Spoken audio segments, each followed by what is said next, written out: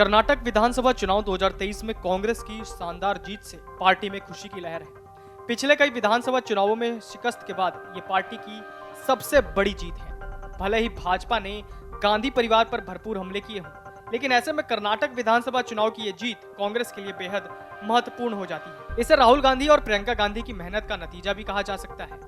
राहुल गांधी और प्रियंका गांधी दोनों ने ही इस बार कर्नाटक में कांग्रेस की जीत के लिए काफी मेहनत की थी। ये भी माना जा रहा है कि राहुल की भारत जोड़ो यात्रा का पार्टी को फायदा मिला।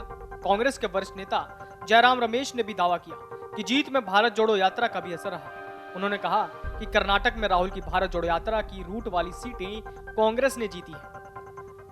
भारत जोड़ो यात्रा ने कर्नाटक के शहरी इलाकों के साथ ही ग्रामीण इलाकों में भी पैठ बनाने की कोशिश की थी। यहाँ तक कि मैसूर में राहुल ने भारी बारिश के बीच भाषण भी दिया था। उन्होंने कहा था कि इस यात्रा का लक्ष्य बीजेपी और आरएसएस की तरफ से फैलाई जा रही हिंसा को खत्म करना है। गर्मी, तूफान या ठंड इस यात्रा को नहीं रोक सकेगी। ये तो साफ है कि कर्नाटक की जनता के दिल में राहुल की यह तस्वीर लंबे समय तक रही। कांग्रेस अध्यक्ष मल्लिकार्जुन खड़गे ने भी इस जीत का श्रेय गांधी परिवार को दिया। उन्होंने कहा कि सोनिया गांधी, प्रियंका गांधी, राहुल गांधी ने जिस तरह कर्नाटक में घूमे, इस जीत का क्रेडिट उन्हें जाता है। सोनिया गांधी भी इस यात्रा में शामिल हुई थी और इस दौरान कई भावुक पल भी देखने को मिले थे। एक जगह यात्रा के दौरान राहुल अपनी मां के जूते के फीते भी बांधते हुए नजर आए थे। कांग्रेस की तरफ से दिए गए सभी भावुक संदेशों का नतीजा परिणामों में साफ देखने को मिला है।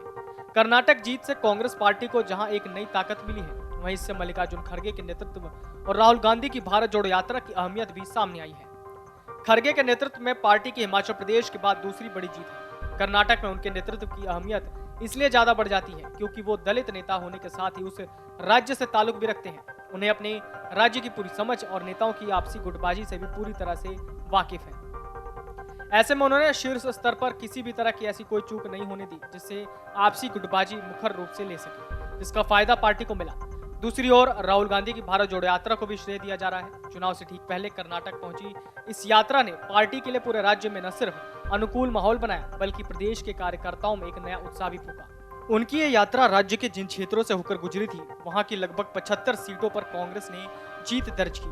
पार्टी की माने तो राहुल गांधी की यात्रा कर्नाटक के 35 विधानसभा क्षेत्रों से होकर गुजरी थी। उनमें से करीब 26 सीटों पर कांग्रेस पार्टी ने जीत दर्ज की। कर्नाटक विधानसभा चुनाव में कांग्रेस की जीत के बाद अब लोग इस बात को लेकर असमंजस में हैं कि सीएम पद के लिए सिद्धरमैया और डीके शिवकुमार के बीच पार्टी किसे चुनेगी। इसी बीच डीके शिवकुमार के भाई और कांग्रेस सांसद डीके सुरेश ने अपने भाई को सीएम बनाने की इच्छा जताई है।